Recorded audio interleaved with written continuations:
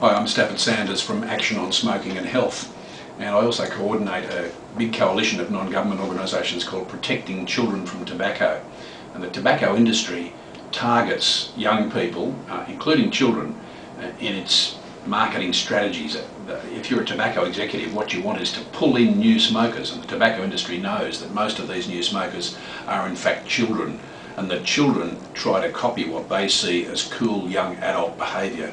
So the tobacco industry tries to pitch its product through movies and through other areas of popular culture towards a cool young image, associating it with fashion and pop music and glamour and positive attributes like being a non-conformist, not following rules, and being friendly with people, and you know, all these sort of glamorised images of what smoking involves. That's what the tobacco industry tries to do, and that's what we would like to stop. Okay, Stanford, so what is your opinion about popular movies influencing Generation Y? Well, teenagers are influenced by what they see as cool young adult behaviour. That's what they want to copy, and that's a tricky thing about tobacco control, is that when you try and sort of talk to teenagers as if they're children, you get a negative response. They don't like being patronised. The tobacco industry really knows this, and they know the power of positive spin on tobacco that will pull young people in, while they're still children, because most new smokers start smoking before they're 18 years of age, and half of them start before they're 16. So the tobacco industry knows the power of movies in particular is very strong. It's got a past history of paying actors and paying people in the film industry big sums of money to put their brands and to put smoking into movies in a positive way.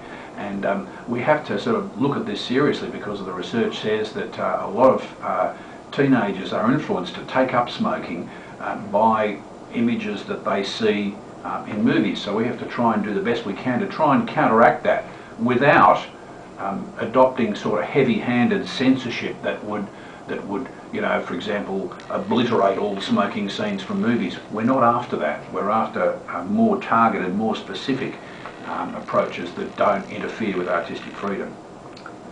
So what have your Action on Smoking and Health have done for preventing the spread of smoking behaviour of Generation Y?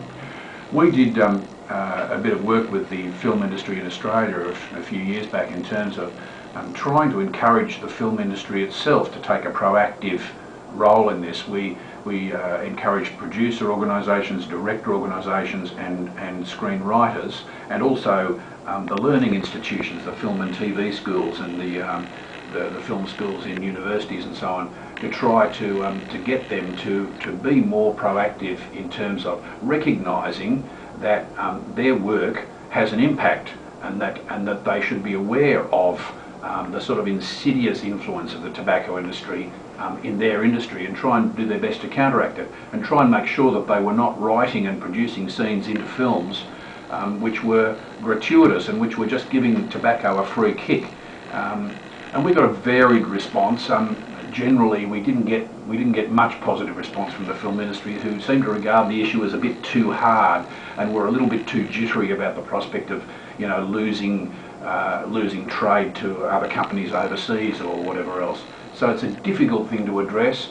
We've also tried to advocate with governments to mandate the playing of counter ads, if you like, quit smoking ads before any movies with smoking scenes. We're trying to get them to say, look, it should be compulsory that if you want to show a film with smoking in your cinema, particularly if it's youth rated, then it should be compulsory to play a quit smoking ad before it, because the research indicates that there's some degree of neutralisation of the positive smoking images by the negative anti-smoking ad if that's done. There's also been quite a lot of discussion, which we've contributed to, about what should happen with film classification, and again it's a tricky area, because you don't want to be heavy-handed and stopping any smoking scenes being shown.